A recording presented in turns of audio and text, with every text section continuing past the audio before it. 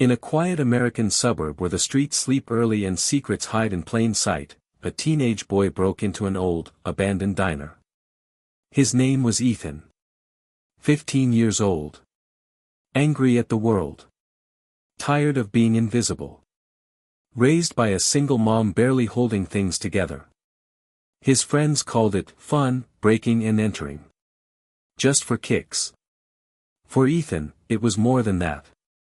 He was hungry. He was tired. He was looking for something. That night, the broken window behind Betty's Burgers wasn't just an entrance. It was a door to something neither he nor the world saw coming. He stepped into the dark. Flashlight shaking in his hand. Dust thick in the air. A broken soda machine. Torn booths. Silence. Then, a cough. A shape moved in the shadows. A man. Bearded. Rugged. Calm eyes that had seen too much and slept too little. Didn't think anyone would be back here this late, the man said softly. Ethan ran. He didn't even look back. Just heard the words trailing behind him. You don't have to steal. Music deepens slightly, curiosity builds. But those words stayed with him. Echoed in his dreams. Not a threat. Not anger. Just, something that sounded like understanding. So he went back. The man was still there. Same booth. Same duffel bag. Heating something over a little burner. You again, the man said, not surprised. Didn't expect you back. His name was Mike. Mike Dawson. Former U.S. Marine. Now, just a man living between forgotten places. He offered Ethan soup. Thin, warm, enough to feel human again.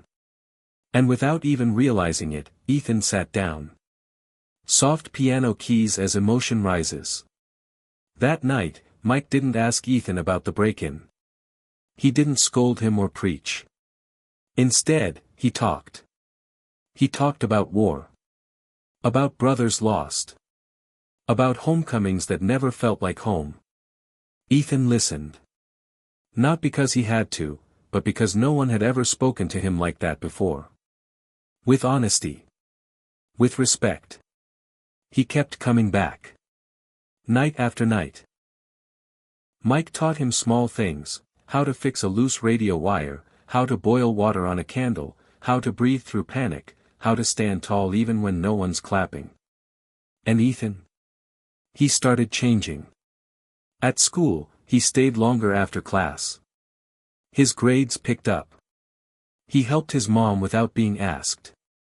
For the first time in years, he wanted to be something more. But word got out. His friends found out about Mike. They laughed. You're learning life from a homeless nutcase. You hanging with a psycho vet now? Ethan shrugged it off. But inside, something burned. Not shame. Loyalty. Music darkens slightly, tension builds. Then came the night everything changed. Ethan headed to the diner. But he wasn't alone. Trevor, one of his so-called friends, had followed. He brought 2 more guys, just to stir trouble. They found Mike in his usual spot. Quiet. Cooking soup. Looks like the veteran serving up dinner, Trevor smirked.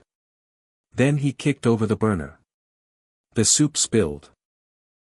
The flame died. Mike stood, calm but firm. Back off, kid. What are you gonna do, soldier boy? Trevor mocked.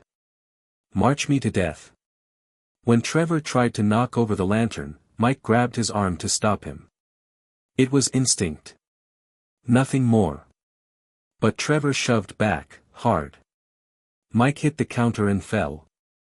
Ethan jumped between them. Stop. He didn't do anything. Police sirens pierced the air. Someone had called them. When the dust settled, the diner was a mess. Mike was hurt. Ethan was the only one who stayed. At the station, they asked what happened. And Ethan told the truth. All of it. He's not just a homeless guy, Ethan said. He's a Marine. He taught me more than anyone ever has.